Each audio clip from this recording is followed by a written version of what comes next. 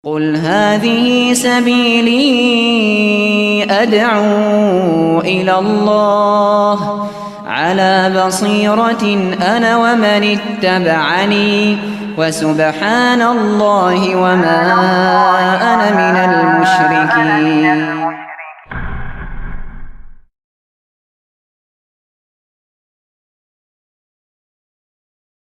Ya Ahlus Sunnah As-Salafiyun selalu dituduh orang-orang yang suka mengkafir-kafirkan orang. Padahal para ulama kita, ya, mereka sudah membahas perkara-perkara apa saja yang bisa mengkafirkan seseorang dari keislamannya. Iya, nah ketika kita menyampaikan orang yang tidak sholat dalam keadaan dia yang menolak akan kewajiban sholat itu, maka dia kafir. Iya, ini perkara yang disepakati oleh seluruh para ulama Islam. Ketika seseorang menolak akan kewajiban zakat, maka orang tersebut kafir, karena ini perkara pokok-pokok dalam agama. Nah begitu juga ketika seseorang mengingkari akan syahadat, dan syahadat itu bukan hanya sekadar ucapan, tapi syahadat itu ada konsekuensi-konsekuensi yang seseorang harus lakukan. Iya, di antara konsekuensi ucapannya la ilaha illallah, tidak ada ilah yang berhak disembah kecuali Allah, dan sesembahan yang disembah selain Allah dan sesembahan yang batil.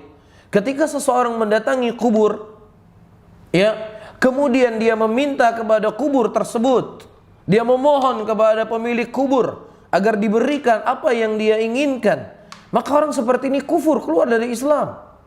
Pembahasan kita adalah pembahasan orang yang mendatangi kubur dan meminta kepada kubur akan hajat-hajat mereka. Kita tidak membahas orang yang mereka mendatangi kubur mendoakan kebaikan bagi si kubur, karena ini merupakan sunnah dari sunnah Rasulullah.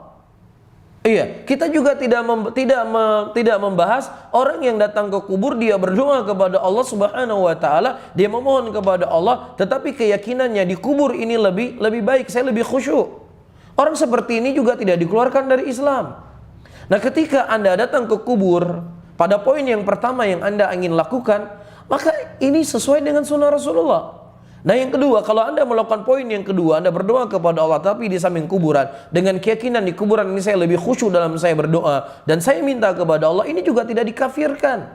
Kemudian bagaimana Anda mengeneralkan mereka inilah kelompok yang suka mengkafir-kafirkan orang, ya, dalam keadaan, ya, mereka mengitlakkan siapa saja datang kubur kafir. Siapa yang ngomong kafir orang datangi kubur? Ya, ini merupakan bentuk kedustaan.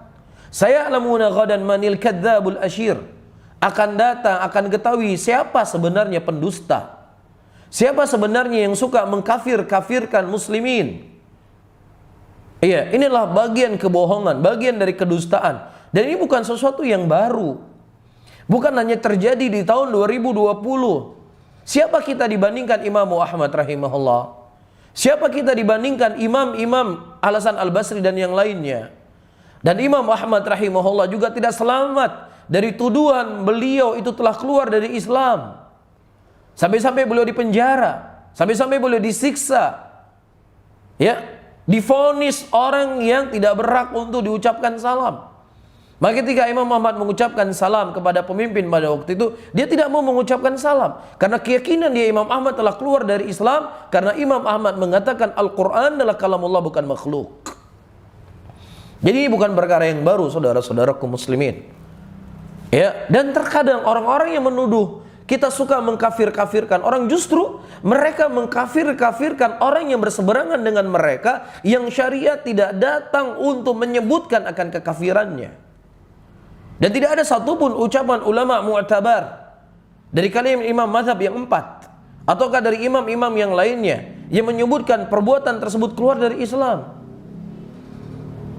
Ya, begitulah para hadirin dan hadirat yang dimuliakan oleh Allah. Nabi sallallahu alaihi wasallam telah menyebutkan di dalam hadisnya, sayati alaikum zamanun al-qabid ala dini kal-qabid ala al-jamrah. Ya, akan datang kepada kalian suatu zaman, suatu masa di mana orang yang berpegang di atas agama seperti memegang bara api. Kita berdoa dan memohon kepada Allah Subhanahu wa taala agar Allah mengokohkan kita, mengokohkan hati-hati kita dan saudara-saudara kita muslimin di atas sunnah Rasulullah sallallahu alaihi wasallam di tengah gencarnya orang-orang yang ingin menanamkan ya kerancuan akan mulianya manhaj salaf ini. Maka tentunya seseorang yang berpaku tangan, seseorang cuman sekedar cinta kepada manhaj salaf dalam keadaan dia tidak belajar, dalam keadaan dia tidak menuntut ilmu, dalam keadaan dia tidak mempelajari akidah, maka ini merupakan ya kecemburuan kita kepada manhaj salaf, kecemburuan yang palsu saja. وما أرسلنا من قبلك إلا رجالا نوحي إليهم فاسألوا أهل الذكر إن كنتم لا تعلمون بالبينات والزبر وأنزلنا إليك الذكر لتبين للناس ما نزل إليهم ولعلهم يتفكرون أفامن الذين مكروا السيئات أن يخسف الله بهم الأرض أو يأتيهم العذاب من حيث لا يشعرون